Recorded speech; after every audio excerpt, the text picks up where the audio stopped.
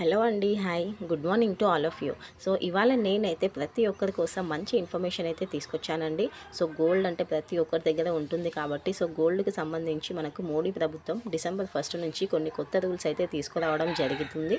So మన దగ్గర ఎంత బంగారం ఉండొచ్చు ప్రతి ఒక్కరి దగ్గర అనే దానిపైన మనకు రూల్స్ అయితే చేంజ్ అవ్వడం జరిగింది. సో ఇంతకీ ఆ రూల్స్ ఏంటి, సో మన దగ్గర ఎంత బంగారం ఉండొచ్చు, ఎవ్రీ డీటెయిల్స్ అయితే ఈ వీడియోలో షేర్ చేస్తాను. సో ఎక్కడ కూడా స్కిప్ చేయకుండా చూడండి, సో దట్ మీకైతే క్లారిటీగా అర్థమవుతుంది.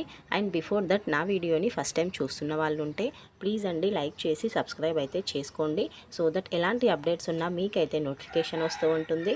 ఇంకా లేట్ చేయకుండా టాపిక్లోకి అయితే వెళ్ళిపోదాం. సో గోల్డ్ అనేది ప్రతి ఒక్కరికైతే ఇష్టమే కదా అండి. సో మ్యారేజెస్కి కానివ్వండి, సో ఏదైనా అకేషన్స్కి గోల్డ్ అయితే పర్చేస్ చేస్తూ ఉంటారు.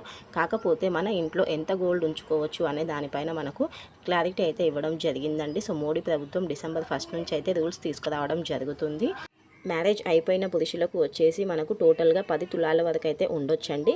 అంతేకాకుండా సో పెళ్ళైన యువతులు ఎవరైతే ఉంటారో సో వాళ్ళకు వచ్చేసి మనకు 50 తులాల వరకు వాళ్ళ దగ్గర అయితే ఉండొచ్చు. సో దీనికి మనకు ఎలాంటి డాక్యుమెంట్స్ కానీ సర్టిఫికేట్స్ కానీ సబ్మిట్ చేయాల్సిన అవసరం అయితే లేదండి. అండ్ నెక్స్ట్ చూసుకున్నట్లయితే మనకు పెళ్ళి కానీ యువకుడు ఎవరైతే ఉంటారో సో వాళ్ళ దగ్గర కూడా మనకు 100 గ్రాముల బంగారం అయితే ఉండొచ్చండి. సో 100 గ్రాములు అంటే 10 తులాల వరకు అయితే ఉండొచ్చు. అంతేకాకుండా పెళ్ళి కానీ యువతులు ఎవరైతే ఉంటారో సో వాళ్ళ దగ్గర వచ్చేసి 25 తులాస్ వరకు అయితే ఉండొచ్చు.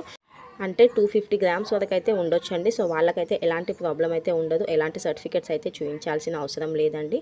అండ్ లాస్ట్ అండ్ ఫైనల్గా చూసుకున్నట్లయితే మనకు సో ఎవరైతే ఫ్యామిలీ ఉంటారో సో వాళ్ళకు 2 కుమార్తెలు ఉంటారు కదా పెళ్లి కాని వాళ్ళు, సో అలాంటి ఫ్యామిలీలో వచ్చేసి 1100 గ్రాముల బంగారం అయితే ఉండొచ్చండి. 1100 గ్రాముల వరకు మనకు ఎలాంటి డాక్యుమెంట్స్ కానీ సర్టిఫికేట్స్ కానీ అవసరం లేదు. సో ఎలాంటి ట్యాక్స్ అయితే పే చేయాల్సిన అవసరం లేదండి. సో ఇవన్నీ రూల్స్ అయితే మీరు డిసెంబర్ 1 నుంచి అయితే ఫాలో అవ్వాల్సిందే. ఎందుకంటే కొత్త రూల్స్ అయితే రావడం జరుగుతుంది మోడీ ప్రభుత్వం నుంచి, మనకు డిసెంబర్ 1 నుంచి అయితే రాబోతుంది కాబట్టి ప్రతి ఒక్కరైతే తెలుసుకోవాల్సిన విషయం. So hope you understand. Thank you for watching అండి. నెక్స్ట్ వీడియోలో మరో మంచి అప్డేట్తో కలుస్తాను. సో వీడియోని అయితే లైక్ చేయడం మర్చిపోకండి.